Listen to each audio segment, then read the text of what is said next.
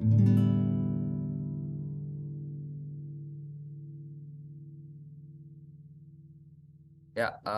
selamat pagi, siang, sore, atau malam, Pak. Perkenalkan kami dari kelompok KF ingin membahas hasil dari UAS project kami mengenai game yang bertemakan Tiny Toon. Dan yang pertama-tama itu kita akan membahas tentang shader warna yang akan dibacakan oleh Bang Gus. Baik, jadi awalnya jadi di sini kode ini kami beri nama animasi warna. Propertinya yang utama itu ada main text yang berguna untuk menentukan tekstur warna. Di sini tekstur warna yang dipakai adalah RGB. Kemudian terdapat subshader yang di dalamnya ada teks dan LOD 200. Teks sendiri berguna untuk menentukan tipe render sebagai opak.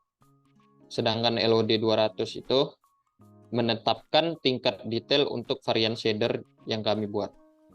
Kemudian terdapat C program.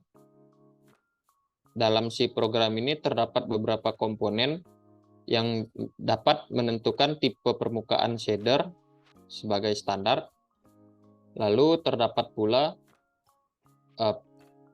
komponen yang dapat menentukan versi shader agar sesuai dengan DirectX 9. Kemudian terdapat juga fungsi serve yang di dalamnya terdapat beberapa fungsi yang dapat mendefinisikan shader. Kemudian terdapat juga baris yang mengambil sampel tekstur yang didefinisikan oleh main text. Di bawahnya ada lagi animasi. Di dalam program ini terdapat juga animasi warna. Salah satu pada baris warna ini, pada bagian animasi warna, ada baris yang mendefinisikan variabel bernama time yang berguna untuk menentukan lamanya scene yang berlangsung. Kemudian terdapat properti permukaan. Di dalamnya ada O.albedo dan O.metallic. O.albedo ini berguna untuk menetapkan albedo pada material. Kemudian O.metallic menetapkan properti metalik materi ke 0. Dan juga ada O.smoothness yang berguna untuk mengatur kehalusan atau smooth dari objeknya. Yang terakhir terdapat NCG dan fallback. Untuk penjelasan berikutnya, saya persilahkan Pak Adil. Baik, di sini kita menggunakan uh, animasi mobil yang pertama sebelum kita masuk ke karakter. Jadi mobil ini bisa bergerak sesuai dengan waypoint yang akan ditentukan, seperti yang akan saya contohkan. Nah, di sini tuh ada mobil yang bergerak. Jadi untuk penjelasannya, sebelumnya di sini ada waypoint-waypoint yang ada di dalam mobil. Jadi saya sebut saja track mobil ya. Sebelumnya. Nah, di sini ada start di ujung sana, kemudian ada belokan pertama di sini sampai dia muter-muter lah gitu. Jadi untuk codingannya, nah di sini ada public unity. Sebelumnya kode tersebut eh kode ini tuh udah berfungsi dengan baik ya. Dan itu tuh melewati satu poin ke waypoint selanjutnya. Properti yang ada di dalamnya tuh ada speed yang pertama di sini, habis itu rotation speed yang berfungsi untuk kecepatan rotasi untuk belok-belok ya. Kemudian di sini ada transform itu waypoint array dari transformasi yang mewakili waypointnya. Kemudian di sini ada current waypoint yang lagi di mana lah gitu posisinya.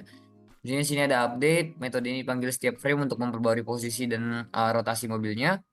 Nah, di sini programnya gitu yang buat menjalankan mobilnya. Sini ada mobil akan terus bergerak selama indeks waypoint saat ini kurang dari panjangnya array waypoint gitu. Jadi dia tuh bakal gerak terus-terusan sampai ke waypoint selanjutnya gitu. Jadi bergeraknya karena dia belum sampai-sampai lah bilangnya gitu. Terus habis itu mobilnya dirotasi menuju ke arah waypointnya menggunakan ini. Jadi untuk lawannya kita pakai fungsi quaternation look rotation di sini. Nah, jadi untuk membuat quaternionnya itu mewakili arah waypointnya gitu, kurang lebihnya. Habis itu diarahkan pakai quaternion rotate towards nanti buat sampai ke sananya. Kemudian mobil ini dipindahkan maju untuk melakukan fungsi transform dan translate. Jadi bergerak di transform dan ditranslasi. Kemudian di sini ada speed kali delta time sampai ke sananya itu dikali speed sama vektor 3 forwardnya yaitu untuk perkaliannya gitu vektornya. Oke, mungkin kurang lebih sudah cukup. Selanjutnya akan dilanjutkan oleh Bang Agus. Berikutnya, kita akan masuk ke codingan untuk kameranya. Jadi pada coding kamera ini terdapat properti target yang digunakan untuk menentukan target yang ingin diikuti kamera. Kemudian terdapat rotation speed untuk kecepatan kameranya bergerak. Kemudian terdapat distance from target untuk menentukan jarak dari target, jarak kamera dari target. Kemudian metode yang digunakan itu terdapat late update. Metode ini dipanggil setiap frame untuk memperbarui posisi dan rotasi kamera.